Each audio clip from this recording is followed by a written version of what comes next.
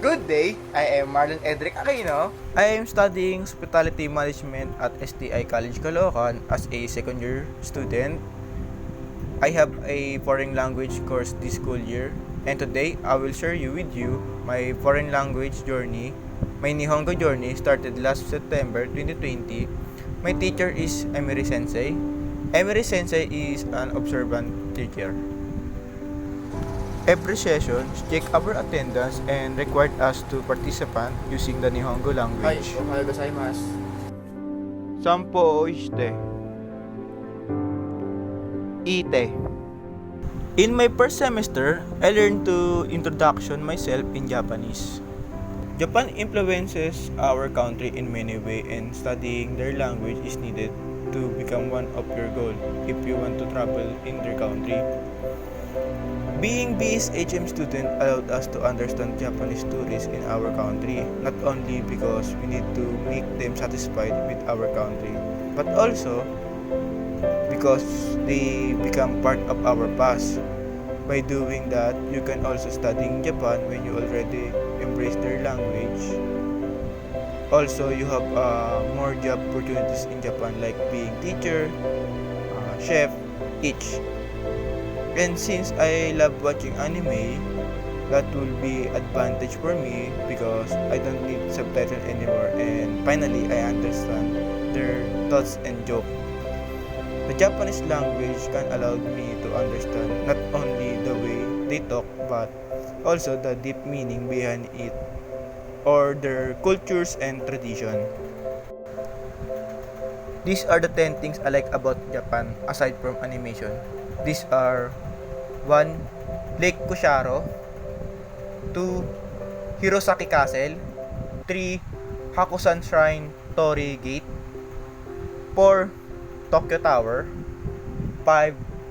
Mount Fuji, 6. Osaka Castle, 7. Kids Ninja Village, 8. Atomic Bomb Dome, 9. Katsurahama, 10. Takachibo Gorge. It's hard to write a katakana for me. A symbol in the certain writing system are just the same because they look similar to each other. Japanese writing language is a different because it is not alphabetical. They are not the same as when in the Philippines. As for me, based on what I have done, I can write a katakana letter as long as I have a guide. But when I do not have a guide, it is difficult to write and to memorize. Maybe it can also be difficult for the other. Other Japanese greetings and expression are similar to me. I already know them because of the watching anime. It's fun to learn the basic greetings and expression of Japan because when you go there, you often say it while you're showing their culture such bowing and respecting your listener. I learn a lot from the basic greetings and expression that I can use in my future work one day, especially that I use of a word that can show politeness so people not misunderstood it, and also learn that when you receive something from someone, you will use both hands to be polite and not be rude. Greeting and expression can be used to give a good expression to the customer. Still depend on how to pronounce and on the word you will use. I have a difficult with the grammar lesson because I find it hard to construct a sentence in Nihongo, although I know the few words or vocabulary. But still I am happy because I learned how to introduce myself with Nihongo. My name, my age, my nationality, my hobbies. The first sentence I construct is about introduction myself. Watashi no namae wa Maroron desu, which means my name is Marlon. Nickname wa Ron means my nickname is Lon. Marabon karakimashita means I live at Malabon. And Hatachi desu means 20 years old. How to order in a Japanese restaurant. taught me to study well Nihongo because might be a scenario where I can interact with the Japanese people. I am the one to take and give order that is very advantageous for me because I will use it shortly from what I learned from our previous topic.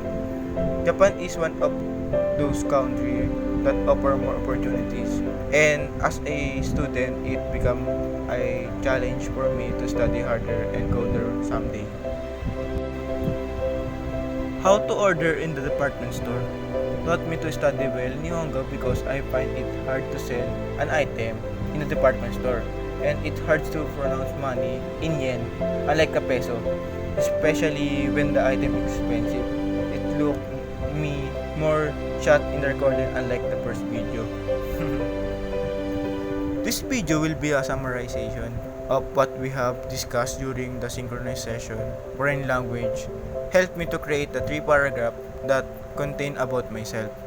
This is kinda hard if you are going to make phone call with the wrong people, but it is very helpful if you are communication with the people.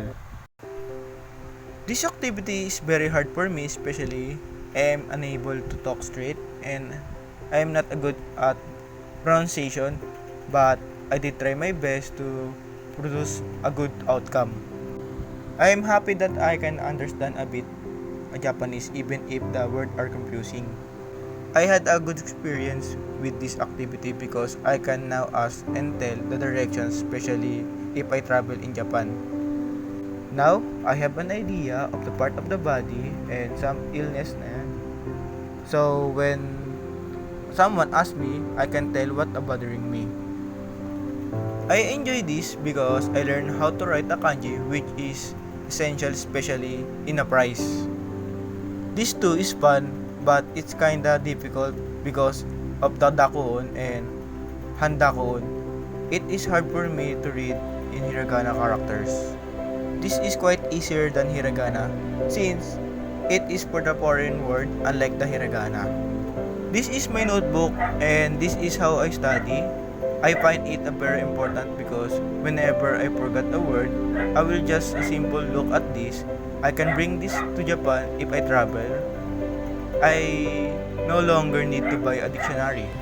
I have no talent for singing, but I enjoy it because the song came from an animation of Haikyuu, one of my favorite anime because it has no superpower, focus only the sports and teamwork. From 0 to 100%, I can say that I learned na 80% from this course. I learned the basic knowledge, but not all. This is helpful for us writing, speaking, speech, and activities. I sometimes don't understand the lesson, but I managed to study it my own. All of the activities sensei is worth doing for my improvement. During recitation, even if I mistakenly said a wrong answer, she politely correct me, and I find it very delightful. I'm not afraid if I made a mistake because she teach us the correct way, translation, and correct pattern of the sentence or word. Until now, I still can perfect writing hiragana, especially the proper stroke, but I will practice it more. Sensei provides us another opportunity to study Nihongo easier and provides a real life scenario that is related to our course. Domo arigato gozaimasu, sensei. Bye bye.